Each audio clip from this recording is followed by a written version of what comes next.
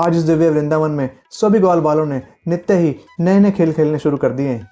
कुछ ग्वाल बाल एक दूसरे की सिंगी, लट या बांसुरी आदि उठा लेते हैं और जब उसके मालिक को पता लगता है तब वह एक ग्वाल बाल से दूसरे, दूसरे को तीसरे और तीसरे से चौथे को फेंक देते हैं और थोड़ी देर में हंसते हुए उसके स्वामी को ही वह चीज वापस कर देते हैं।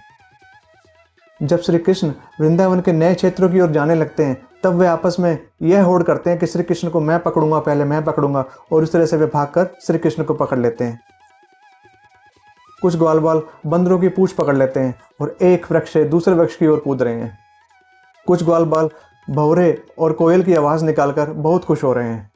इसी बीच कुछ ग्वाल बाल नदी में अपनी परछाई देखकर उससे बात कर रहे हैं और बहुत आनंदित हो रहे हैं।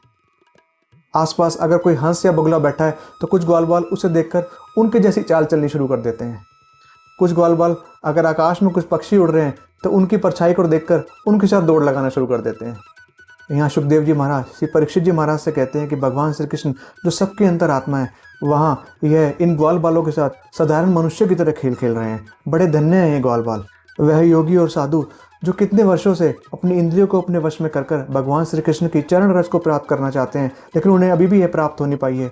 और दूसरी तरफ ये जो ग्वाल बाल हैं बिना ही किसी परिश्रम के भगवान श्री कृष्ण के सानिध्य को नित्य ही प्राप्त करते हैं। बड़े धन्य हैं ये वृंदावनवासी।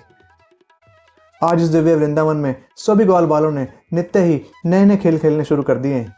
कुछ ग्वाल बाल एक दूसरे की सिंगी, लट या बांसुरी आदि उठा लेते हैं और जब उसके मालिक को पता लगता है तब वह एक ग्वाल बाल से दूसरे, दूसरे को तीसरे और तीसरे से चौथे को फेंक देते हैं और थोड़ी देर में हंसते हुए उसके स्वामी को ही वह चीज वापस कर देते हैं। जब श्री कृष्ण वृंदावन के नए क्षेत्रों की ओर जाने लगते हैं तब वे आपस में यह होड़ करते हैं कि श्री कृष्ण को मैं पकड़ूंगा, पहले मैं पकड़ूंगा, और इस तरह से वे भागकर श्री कृष्ण को पकड़ लेते हैं। कुछ ग्वाल बाल बंदरों की पूंछ पकड़ लेते हैं और एक वृक्ष से दूसरे वृक्ष की ओर कूद रहे हैं। कुछ ग्वाल बाल भौरे और कोयल की आवाज़ निकालकर बहुत खुश हो रहे हैं।